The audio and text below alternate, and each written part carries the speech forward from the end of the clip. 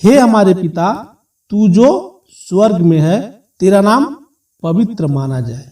यानी कोई भी इंसान जो है मतलब प्रार्थना करता है कि हे हमारे पिता, तू जो स्वर्ग में है, परमेश्वर कहाँ विराजमान है? स्वर्ग में। वैसे तो सबके दिलों में रहता है, लेकिन उसका अस्थाई मतलब घर स्वर्ग में है। तो वचन कहता है, हे हमारे पिता, तू जो स्वर्ग में है, तेरा नाम पवित्र माना जाए। पवित्र का अर्थ ये होता है कि परमेश्वर के अंदर कोई पाप नहीं है, कोई बुराई नहीं है, तो उसको पवित्र कहा जाता है। और हमारे अंदर तो हर तरह की बुराई है, झूठ है, नफरत है, लालच है। ये कहाँ से आया? जब आदम और हव्वा ने पाप किया। अब पाप क्या होता है? परमेश्वर की आज्ञा को ना मानना ही पाप होता है। आदम हव्वा ने क्या किया था?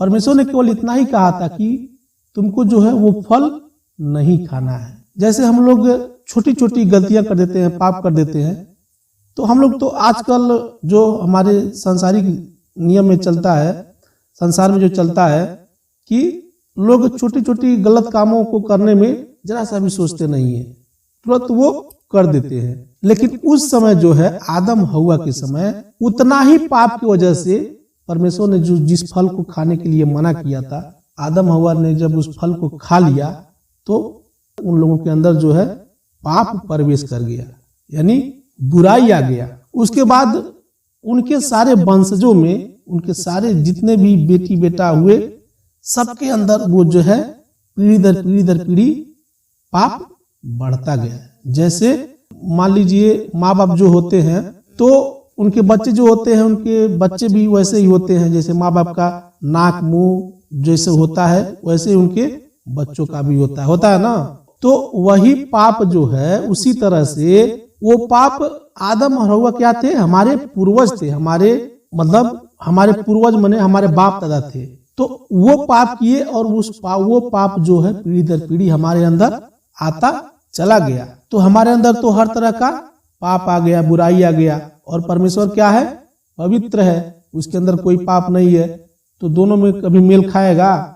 कभी मेल नहीं खाएगा। तो उसके बाद कि तेरा राज्य आए, तेरी इच्छा जैसे स्वर्ग में पूरी होती है, वैसे ही पृथ्वी पर भी पूरी हो। अब राज्य का क्या अर्थ है? परमेश्वर के राज्य का। जब हम लोग एक दूसरे को सुसमाचार सुनाते हैं ना, तो जब कोई व्यक्ति, जब कोई इंसान उस सुसमाचार पर विश्वास कर लेता है और बुरे काम करना छोड़कर परमेश्वर की ओर हो जाता है, यानी उस सुसमाचार पर विश्वास कर लेता है, तो वो क्या हो गया? वो परमेश्वर के राज्य का वारिस हो गया, परमेश्वर के राज्य का एक हिस्सा बन गया, उसके परिवार का एक सदस्य बन गया। तो इसीलिए कहता है कि तेरा राज्य आए, तेरी इच्छा जैसे स्वर्ग में पूरी होती है, वैसे ही पृथ्वी पर भी पूरी हो। स्वर्ग में कौन है? परमेश्वर विराजमान है। तो उसकी इच्छा स्वर्ग में पूरी होती है। जैसे वो कहता है वैसे होता है, वैसे ही यहाँ पर जो है उसकी इच्छा पूरी हो। सब लोग बुरे काम करना छोड़कर और उस परमेश्वर के बलिदान पर, उस परमेश्वर के सुसमाचार को माने, उस परमेश्वर के बलिदान पर विश्वास करे। हमारी दिन भर की रोटी आज हमें दे।